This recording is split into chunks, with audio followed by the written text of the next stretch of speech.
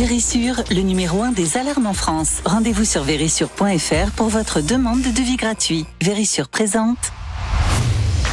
Sud Radio, parlons vrai, 9h-10h, Patrick Roger. Il est 9h37 sur Sud Radio. Vous pouvez continuer de réagir au sujet que nous allons évoquer, qui peut sembler un peu complexe comme ça, en se disant tiens, on va aborder les questions économiques. Je sais que évidemment c'est un petit peu plus compliqué parfois que les questions sociétales, quoique là véritablement c'est ce qui nous concerne, quoi. 10 milliards d'économies annoncées par Bruno Le Maire. Bon, on verra déjà si elles seront réalisées ou pas.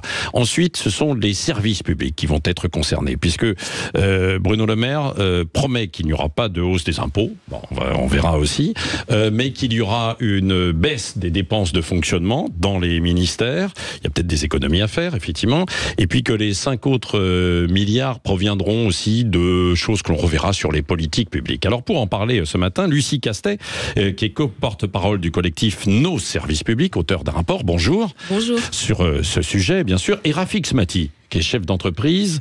Bonjour. Bonjour. Et auteur de Salut. Je vous ai présenté comme le président du mouvement Objectif France, c'est toujours valable, mais il y a aussi votre dernier livre, Le Nouveau Temps, comment reprendre le contrôle à l'ère de l'IA, de l'intelligence artificielle, aux éditions Erol. Ça, c'est un autre sujet. D'ailleurs, on y viendra peut-être au passage, parce qu'il y a peut-être des économies à faire pour certaines fonctions qui seront réalisées par l'intelligence artificielle. D'abord, par rapport à ces annonces de Bruno Le Maire, qu'est-ce que vous avez compris, vous, Lucie Castet ? Ce qu'on a compris, c'est que le gouvernement semble réaliser qu'il y a une difficulté avec son hypothèse de croissance qui a été prise pour voter le budget il y a à peine quelques mois. Or, on savait déjà au moment du vote du budget que les hypothèses de croissance étaient très optimistes. Pour mémoire, ils ont retenu 1,4% de croissance, alors que déjà le Haut Conseil des finances publiques disait c'est beaucoup trop optimiste. Donc tout le monde savait que l'hypothèse retenue était trop optimiste. Et maintenant, le gouvernement semble se rendre compte que ces hypothèses sont trop optimistes, et donc qu'il faut faire des économies pour pouvoir tenir le budget et ne pas aggraver le déficit public. Ça pose un problème démocratique, puisque déjà le budget n'a pas été voté mais est passé par le 49.3, et maintenant on va annuler des crédits. La ministre Marie Lebec l'a confirmé à votre antenne tout à l'heure. On va annuler des crédits et éventuellement on passera une loi rectificative dans un second temps. Éventuellement, comme vous l'avez dit. Ouais. C'est ce que j'ai entendu. Ouais. Donc ça pose des questions sur de quelle nature va être le débat démocratique sur ces mesures. A priori, il est absent à ce stade. On annonce 10 milliards d'économies. À notre sens, le ministre Bruno Le Maire a dit ça va s'appliquer, rassurez-vous, ça s'appliquera à l'État et pas aux Français.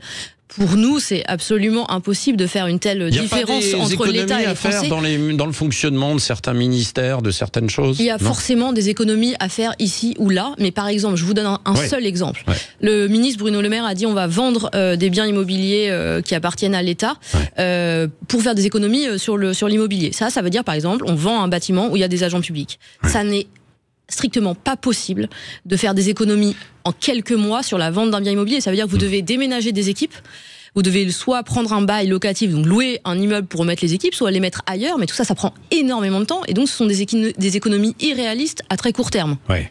Rafik Smati.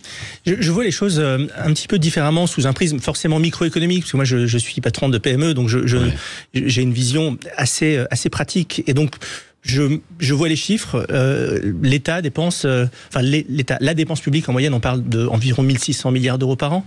Là, on est en train de parler de 10 milliards sur 1600 milliards, donc à peu près 0,6%. Et ce qu'il faut dire pour être précis vis-à-vis de vos auditeurs, c'est que sur ces 10 milliards, vous avez la moitié, c'est-à-dire 5 milliards, qui sont des augmentations qui seront inférieures à ce qui était prévu. Par exemple, MaPrimeRénov va quand même continuer d'augmenter. Mais elle va être rabotée. Mais elle va être rabotée dans son augmentation. C'est-à-dire qu'elle ne sera pas inférieure l'année prochaine à ce qu'elle est cette année. Elle va juste augmenter moins vite que ce qui était prévu. Donc, il y a 5 milliards qui sont des augmentations qui vont être ralenties, si je puis dire. Et puis, vous avez 5 milliards, en effet, qui vont être des coups de rabot. Mais sur ces 5 milliards, on parle de 0,3%. Alors, une organisation... Donc, vous dites, c'est pas si... Non, mais ce que je veux dire, c'est qu'une organisation, n'importe quelle organisation, que ça soit un foyer, que ça soit une entreprise, que ça soit une administration, doit être capable de pouvoir faire 0,3% d'économie. Et je vais même aller jusqu'à dire que Hélas, il faudra probablement aller bien plus loin, parce que le mur de la dette dont on parle, avec la perspective de se faire dégrader par les agences de notation, alors il ne s'agit pas de... Le mur de la dette, je rappelle, c'est 3 000 milliards quasiment de dette. Mais oui, et chaque année, je crois qu'on met 84 milliards pour rembourser. En fait, tout ça. Donc c'est beaucoup plus que le budget de l'éducation nationale. Avec cette perspective qui est... parce que évidemment, si demain on se prend le mur de la dette, si nos créanciers nous font payer l'argent de plus en plus cher, qui c'est qui va en pâtir? Ce seront nos services publics. Ce sera pire, Lucie Castel, c'est ça. Et donc, il y a un enjeu aujourd'hui d'être efficace, d'aller chercher la performance publique pour ne pas avoir à sacrifier nos services publics. Parce qu'aujourd'hui, est-ce que vous trouvez normal, et je sais que vous êtes d'accord avec moi sur ce point-là, que les agents de la fonction publique sont globalement mal payés. Très mal payés. Et c'est une honte dans un pays tel que la France.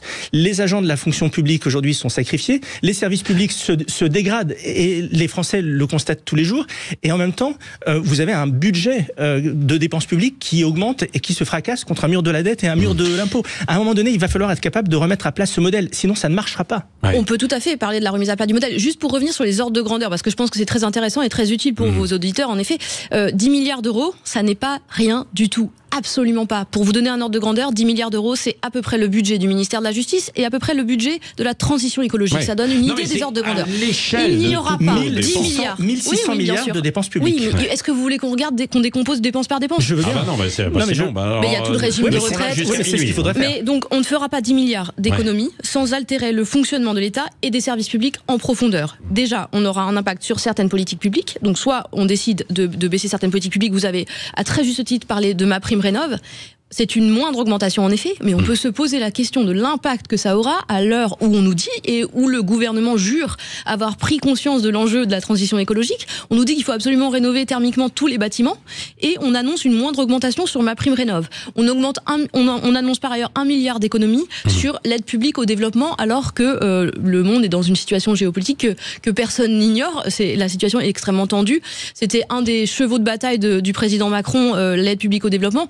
On peut s'étonner de cette réduction d'1 milliard. Par ailleurs, si on envisage le fonctionnement de l'État, on a fait des ordres de grandeur à peu près 5 milliards d'économies, c'est à peu près 80 000 postes. 80 000 postes, c'est absolument massif sur les fonctionnements des services publics. Ça veut dire que ça va se traduire comme ça? Bien sûr, et ils ont déjà annoncé 700 millions d'économies sur les recrutements. Ils ont annoncé des gels de recrutement d'agents publics. Non seulement des gels, mais en plus des gels de recrutement, donc pas de gens qui vont arriver pour travailler dans la fonction publique, et en plus des gels de points d'indice donc de salaire, de rémunération des agents publics, qui vont continuer à stagner. Ça, qu'est-ce que ça veut dire? Ça veut dire un approfondissement de la dégradation des services publics en France. On a déjà des hôpitaux et des écoles.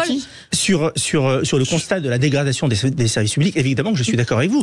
Maintenant, à la différence de vous, c'est que je ne mets aucune relation de cause à effet entre l'efficacité des services publics, entre la performance publique et le nombre d'agents publics que vous avez en face.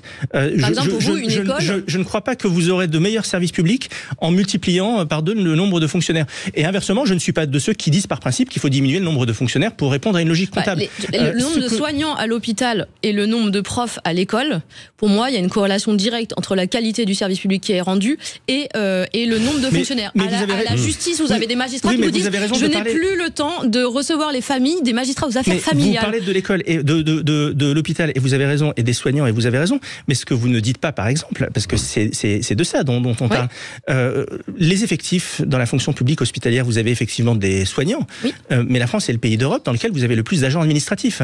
Mais donc, ça, on peut tout à fait en parler, bien sûr, on peut tout à fait parler. Mais c'est de ça dont il faut que nous parlions. Où peut-on faire des économies? Parce qu'on dit souvent, évidemment, qu'il y a une embolie, peut-être, dans certains services administratifs. Alors, où faire des économies? Parce que, un moment ou un autre, on va y venir. Parce que, évidemment, dans notre budget, on n'a pas été excédentaire dans notre budget depuis 1974. C'est-à-dire que depuis 1974, on s'endette, la France. Alors, on n'est pas la Grèce, encore aujourd'hui. Mais vous avez vu ce qui s'est passé il y a quelques années en Grèce. On voit ça dans un instant. Après, une petite pause, parce que justement, il faut pouvoir manger, quoi. 0826 300 300, vous pouvez aussi réagir. Vérissure, le numéro 1 des alarmes en France. Rendez-vous sur vérissure.fr pour votre demande de devis gratuit. Vérissure présente. Sud Radio, parlons vrai, 9h-10h, Patrick Roger. Est-ce qu'on peut faire des économies sans sacrifier les services publics? Finalement, c'est toute l'équation un peu de la France et de ce qu'a annoncé Bruno Le Maire ce week-end, c'est-à-dire 10 milliards d'économies. Et puis, alors on va faire ces économies dans la fonction publique, il dit on ne va pas augmenter les impôts. Je parlais tout à l'heure sous forme de provocation de la Grèce en disant nous on a un mur de la dette en France. Vous me disiez Rafik Smati et puis Lucie Castet qui est avec nous aussi dans un instant qui va avoir la parole. On ne peut pas. Aujourd'hui la Grèce finalement s'en sort. Comment ils ont fait d'ailleurs les Grecs ? Est-ce qu'on ne peut pas s'en inspirer pour certaines choses ? Alors, je crois très honnêtement qu'il y a d'autres modèles pour sortir de cette crise par le haut que celui de la Grèce. La Grèce était dans une situation au début des années 2010 qui a été très dure socialement. Pour le coup, quand on parle de politique d'austérité, eux en connaissent un rayon. Et effectivement, au bout de quelques années, la Grèce aujourd'hui réussit à dégager. Ils ont vendu aussi, comme on dit, les bijoux de famille. Hein. Oui, il y a beaucoup de choses qui ont été vendues aux Chinois notamment. Et ils ont aujourd'hui dégagé un excédent primaire. Mais je ne crois pas que on ne peut pas comparer. Mais on ne peut pas comparer. Et il ne faut pas comparer. Enfin, il ne faut pas souhaiter que la France suive le modèle de la Grèce. Ça serait... En revanche, aujourd'hui, une grande partie des pays européens sont en excédent primaire. Vous avez 6 pays de la zone euro qui sont en excédent tout court. Et ce ne sont pas forcément les plus malheureux. Donc, je crois que l'objectif qui consiste à dire que nous devons collectivement être vertueux, c'est un objectif qui est noble. Pour ramener les choses, aujourd'hui, pour que vos auditeurs puissent comprendre, nous sommes dans le scénario d'une famille qui gagne par exemple 2 000 euros par mois et qui dépense 2 800 euros par mois. Parce que l'État aujourd'hui, si on parle que de l'État, dépense 40% de plus qu'il ne gagne.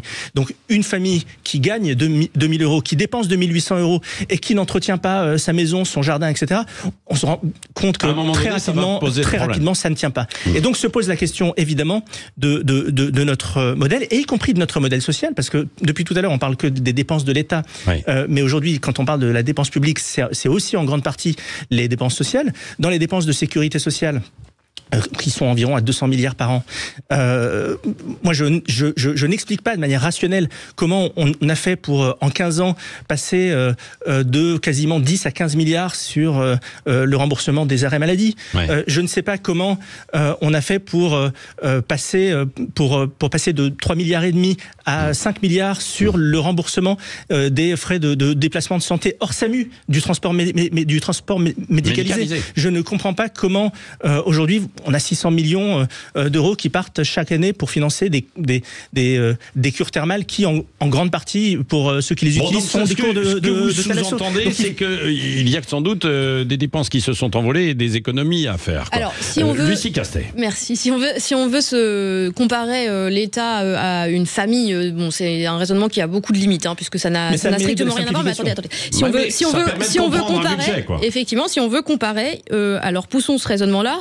Il y a quand même quelque chose d'assez étonnant à constater que l'État se rend compte qu'il est à découvert et qui donc du coup annonce qu'il va encore réduire les impôts. C'est-à-dire qu'il annonce qu'il va encore se priver de recettes. Pour ordre de grandeur, la suppression... de dépenses, c'est pas des recettes. Il va se priver de recettes. L'État va se priver de recettes. En baissant les impôts, il se prive de recettes. Il ne baisse pas les impôts. Oui, mais il a baissé massivement les impôts. Ils ont annoncé encore des 2 milliards de baisse d'impôts. Donc si. Pour information, la suppression de l'ISF, c'est 4,4 milliards d'euros dont l'État s'est privé.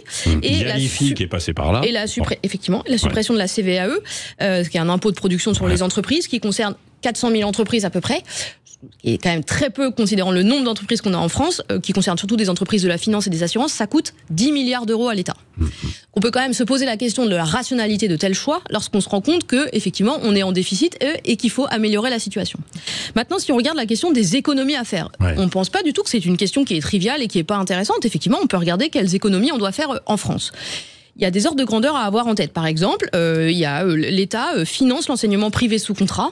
Ça correspond à 8,5 milliards d'euros, alors que c'est un enseignement qui est fréquenté par plutôt des classes favorisées, des classes sociales favorisées. L'État finance 8,5 milliards d'euros d'enseignement privé sous contrat tous les ans.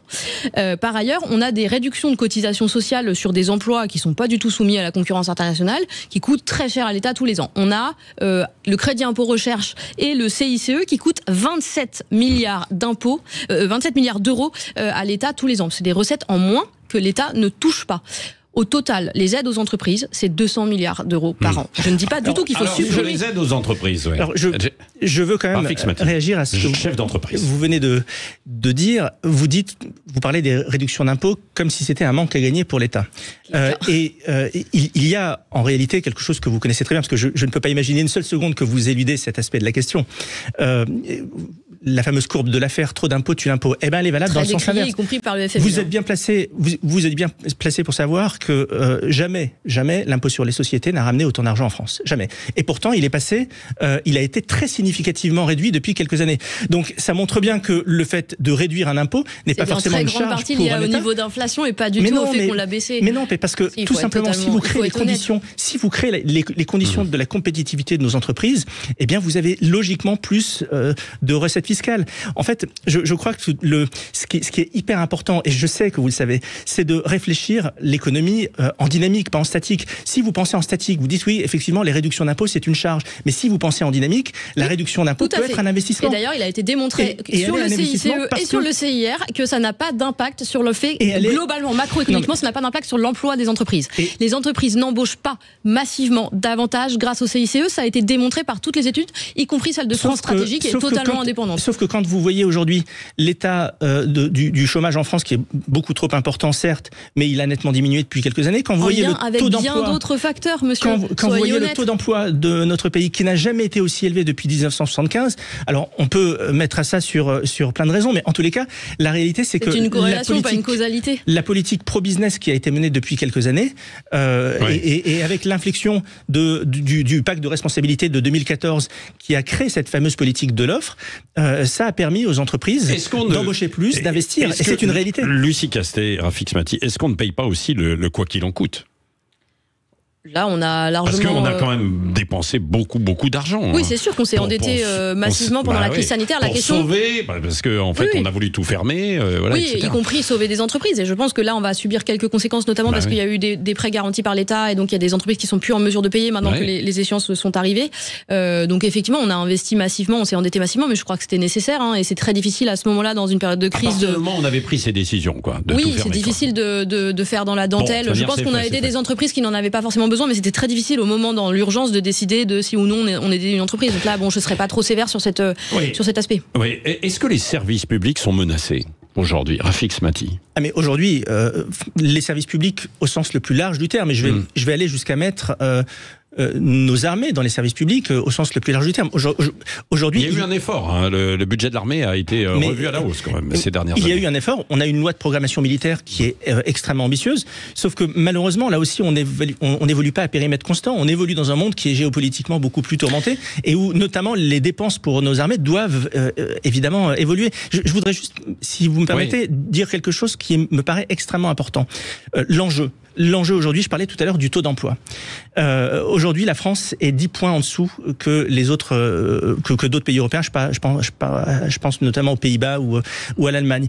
Si on réussissait à augmenter ce fameux taux d'emploi de 10 points, parce que c'est aussi comme ça qu'on va résoudre le problème. Il y aurait, selon certains économistes, jusqu'à 100 milliards de rentrée fiscale supplémentaire. Et avec ça, on règle quasiment tous nos problèmes, et y compris les problèmes de services publics. Donc il y a plusieurs manières d'évaluer Pour revenir sur la situation des services publics, moi ce que je trouve absolument remarquable, et au sens négatif du terme, c'est qu'il y a quelques mois, on nous disait, tous les ministres, mais aussi toute la classe politique disait la situation des services publics est absolument alarmante, il y a un jeune homme qui est mort dans les couloirs des urgences, tout le monde disait oui, c'est absolument indispensable de restaurer la situation des services publics, l'hôpital, la justice, etc. On est dans une situation qui est déplorable, et aujourd'hui on nous annonce 10 milliards d'économies, dont beaucoup qui pèseront, mais d'ailleurs toutes pas forcément dans ces budgets de l'hôpital, et puis... Mais si, en fait, c'est absolument... Il a dit, Bruno Le Maire, il a dit, tous les ministères seront mis à contribution en proportion de leurs moyens. Donc, tout le monde sera concerné, tous les services publics le seront, et tous les agents publics verront leur situation se dégrader, et donc on aura une spirale négative qui sera engagée sur les services publics, alors que le consensus, c'est là c'est vraiment remarquable, le consensus c'était à dire on a besoin de plus de moyens pour les services publics. Mais peut-être que c'est en gérant mieux l'hôpital qu'on soignera mieux les gens aussi. Voilà, c'est ça. Bon, il y a encore beaucoup de travail évidemment pour y parvenir. Merci Lucie Castet, co-porte-parole du collectif Nos Services Publics, un rapport que l'on peut se procurer peut-être. Les Équateurs. Voilà, c'est ça, c'est bien dit. Au passage, et Rafik Smati, chef d'entreprise et auteur de ce livre, hein. Le Nouveau Temps, comment reprendre le contrôle à l'ère de l'intelligence artificielle, aux éditions Erol. Ça viendra peut-être de là, la solution, non ? La solution et certains dangers. Il faudra prendre les deux en même temps. Non, mais c'est vrai. On fera un débat, évidemment, et il y en aura beaucoup dans les années qui viennent et dans les semaines qui viennent, forcément. Dans un instant, c'est Valérie Expert, c'est débatteur tout à l'heure, qui reçoit, avec Gilles Gansman, Valérie Benaïm. À demain. Sud Radio Parlons Vrai, 9h-10h, Patrick Roger. Avec Vérissure, le numéro 1 des alarmes en France. Rendez-vous sur vérissure.fr pour votre demande de devis gratuit.